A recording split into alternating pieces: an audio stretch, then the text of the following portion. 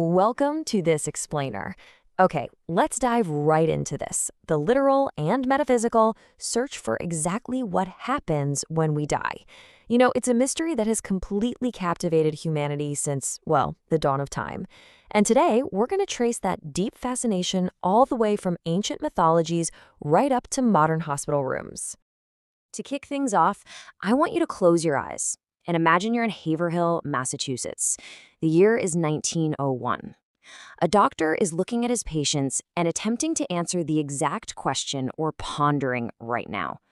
Does the soul have a physical weight? He didn't want to rely on just faith or philosophy, right? He wanted hard, measurable, scientific evidence. Section 1. The 1901 Experiment. So, this local physician, Dr. Duncan MacDougall, identifies 6 dying patients. And to capture the exact moment of death, he actually placed their beds on these massive industrial-sized scales. Scales capable of measuring within 0.2 of an ounce. And during his observations, he saw it, 21.3. At the precise moment of death, one subject lost exactly 21.3 grams. That's about 3/4 of an ounce. MacDougall dramatically claimed that this missing mass was literally the physical weight of the departing human soul. But if we break down his methodology, things get incredibly dark. Now, what's really interesting about this data is the selective reporting. Yes, patient 1 lost 21.3 grams, but patient 2? They lost weight and then just put it right back on. MacDougall basically just ignored the results that didn't perfectly fit his theory. And even more disturbing, he measured 15 dogs. None of them lost weight. And because he couldn't find naturally sick dogs, it's widely presumed he poisoned healthy ones just to test his theory. Absolutely wild. The study was heavily flawed, highly unethical, and basically entirely rejected by the scientific community. Yeah, the scientific rejection was pretty much immediate. Another physician named Augustus P. Clark disproved the study, pointing out that when the lungs stop cooling the blood at death, the body's temperature spikes. This causes a sudden burst of sweating, which, you guessed it, easily accounts for 21 grams. And the dogs, well, dogs don't have sweat glands. But here's the thing. The media just didn't care about the science. Look at this headline from the New York Times back in 1907. This massive media frenzy birthed a pop culture myth that has endured for well over a century. Section 2. The human obsession. We have to zoom out for a quick second and ask why. Why did MacDougall conduct this morbid experiment in the first place? And why on earth did the public latch onto it so hard? Well, it's because humanity is just desperate to understand our ultimate destination. And this brilliantly illustrates how that obsession manifests. While MacDougall used a crude industrial scale in 1901, the ancient Egyptians, thousands of years earlier, used a feather. It is such a striking contrast, isn't it, between a modern pseudoscience and an elegant ancient mythology, both trying to weigh the exact same invisible concept. Now, for the ancient Egyptians, arriving at your eternal reward was a seriously demanding ordeal. As we walk through these steps, just imagine the absolute intensity of this. First, the deceased enters the hall of 2 truths. Second, the jackal-headed god Anubis places the deceased's heart on a scale against the feather of Maat, which represents truth and justice.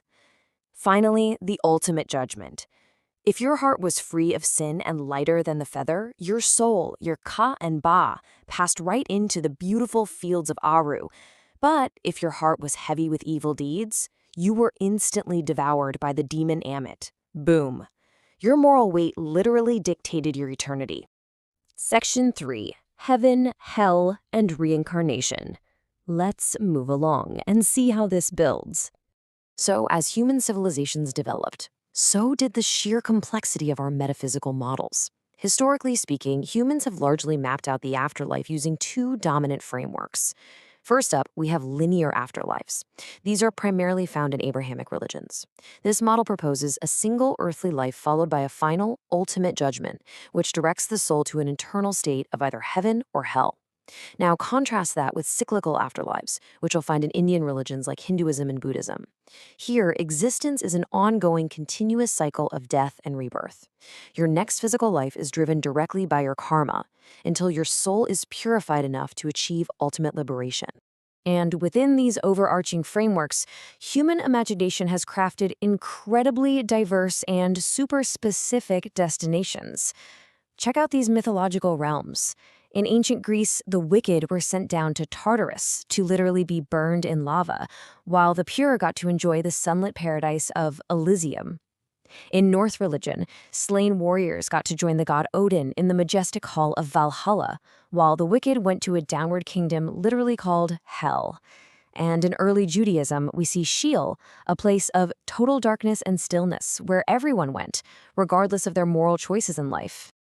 Over time, religions also started developing these complex intermediate states, basically realizing that, hey, not everyone fits perfectly into pure good or absolute evil. Take the concept of purgatory, heavily associated with the Catholic Church. It's essentially a temporary in-between zone. If a soul dies in the state of grace but still carries some venial sins, they undergo a painful purification here just to achieve the holiness required to finally enter heaven.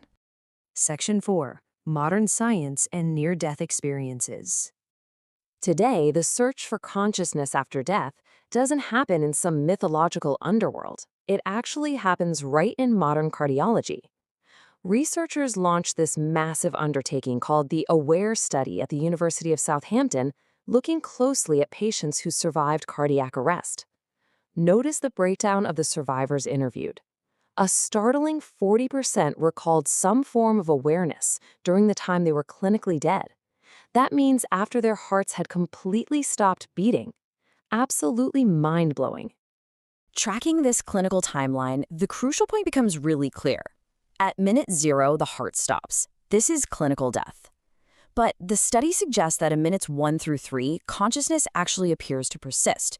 Some patients even accurately reported out-of-body visual awareness of the resuscitation room around them. Actually, scratch that.